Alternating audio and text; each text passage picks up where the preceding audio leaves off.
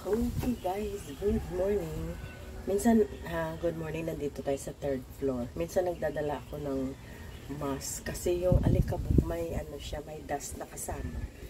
So ang allergy ko guys, umaandar talaga. Paglakas ang hangin. Pag malakas ang hangin, ang allergy level is very high. So may dala akong tissue. Ito lang ang tissue so far na magamit ko sa ilong ko na ma-minimize ang bleeding pag pinasok ko sa ilong.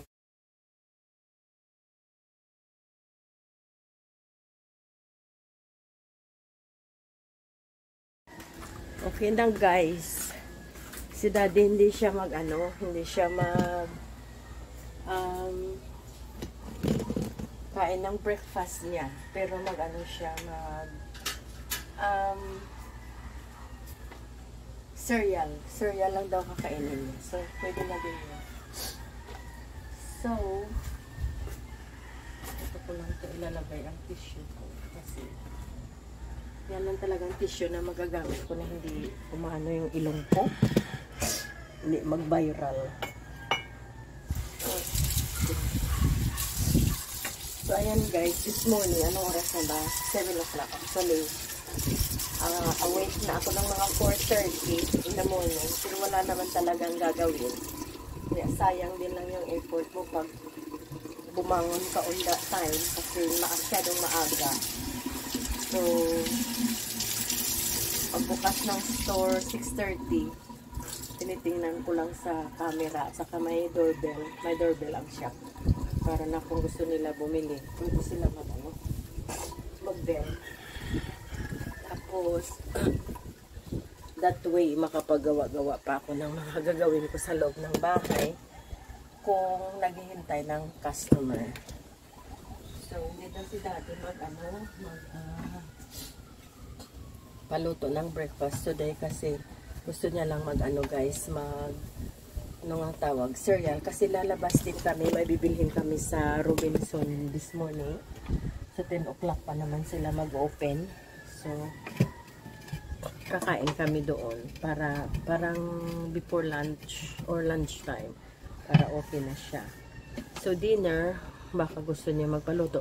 Last night, nag-order lang ako ng burger sa kanya. Pati ako kumain na rin ng burger. Maganda pag hindi ako guys mag-rice all the time, hindi lumulubo yung tiyan ko. Yan. Bumili Ayan. So, parang ma-handle ko siya a little bit better kasi yung talagang punong-puno yung damit ko. It's really full, you know. So, kaya mahilig ako magdamit ng loose kasi pag nag-put on weight ako, yung damit ko pag kasyang-kasya lang, talagang halatang halata na para akong binalot na ibos, you know. So, mga hacks yan na na-learn ko na nanonood ako ng Gok show before. Si Gok yung family name niya. Para siyang Thailander, American. Pag malaki ka, dapat wag masyadong maipit yung isusuot mo kasi para kang binalot na ibos. Kailangan medyo loose, you know. Doon ko natutunan yung mga hacks. Nung lumaki ako, nagamit ko talaga. Kasi size 8 lang ako noon talaga eh. So ngayon, 12, size 12, comfortable. Yung size 12 na yan actually, parang okay siya sa size ko. Kasi pag masyadong maliit, para naman akong really skinny. Nung size 8 ako guys, nag-worry din ako sa katawan ko. Masyadong maliit. Maganda sana 10, size 10. Pero mahirap mo siyang nakuha. Kailangan ano pa talaga yung ganyan na talaga yung size mo in the middle. So 12 okay na. Huwag lang mag 14 kasi masyado na kung malaki pag mag size 14. Kaya yung ibang sizes, akala mo ganyan ka na size pero talagang fit na fit siya sa'yo. Huwag kang kumuha ng, let's say, yung nagamit mo medium pero ang katotohanan ay extra large ka. Huwag kang malungkot pag gumagamit ka ng extra large kasi pag ginamit mo yon, you look smaller kaysa gumamit ka ng medium. Tulad sa bra, huwag ka kumuha ng bra na masyadong masikip kasi masakit yan sa around your chest. So, kailangan kumuha ka ng bra 1 or 2 size more para comfortable ka. Natutunan ko talaga yan noon. Palagi akong nanonood ng fashion ni Gok at saka mga other fashionista. Yan. Kaya pag makita ako ang tao na malaki, babae o lalaki na mataba o malaki siya, tapos yung suot niya fit na fit, sabi ko ay sayang. Dapat magsuot ka is 2 size or 1 size up.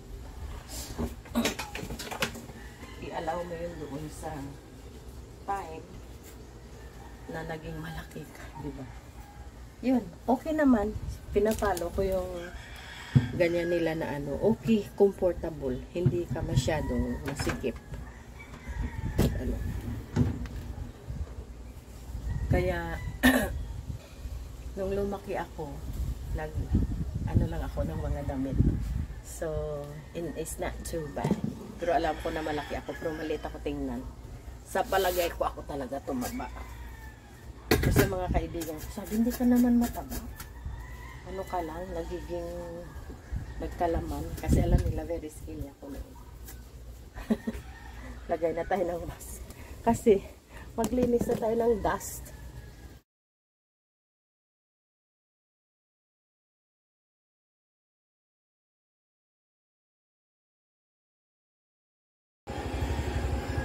Ayan, magluto tayo ng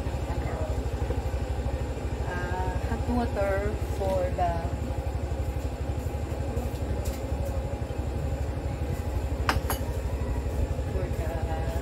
cereal.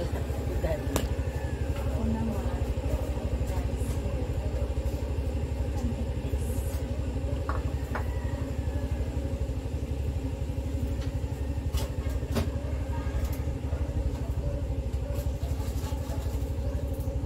cereal lang na.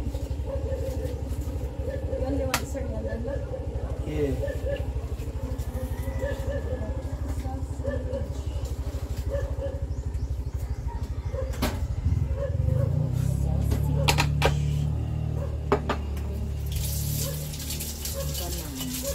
Ay, there's banana there already.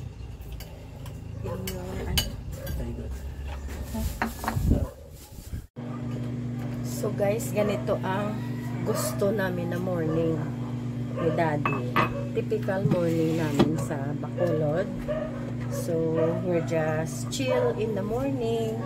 Nothing to rush to go to work. Just take your time. I can clean the house. I can prepare breakfast. Then we can take our time to have breakfast. You know, life like that. So it's not bad. So if we are planning to live here in Philippines, be ready to have a life like this. Okay? Nothing rush. No hurry. No yelling to go to work. So be ready to have, we call it a great life. I don't know if you call it a boring life, but for us it's good. So as long as Dad is happy with his routine, it's good. He has a garden to look after. Dad, no? And puppy dogs to play. Where is the puppy dog?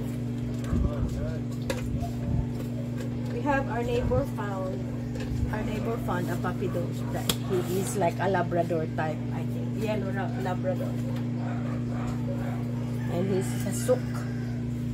He's very sooky. But anyway, he's a good boy.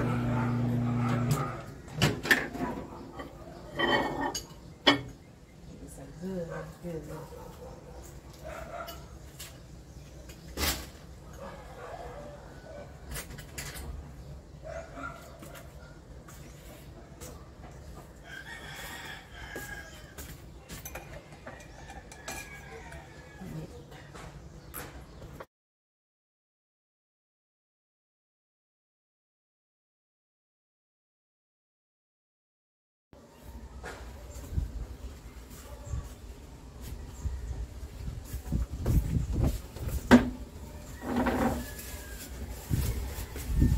Ayan guys, time check. It is 8:53. So, magbihis na ako.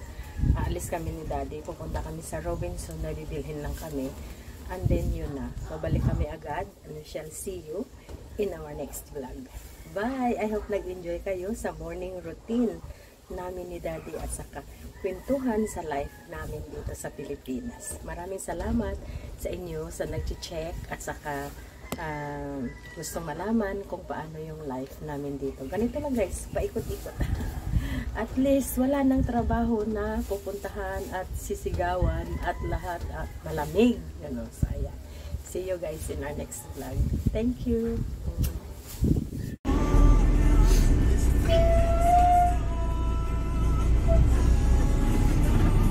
Thank you for watching. Bye-bye now.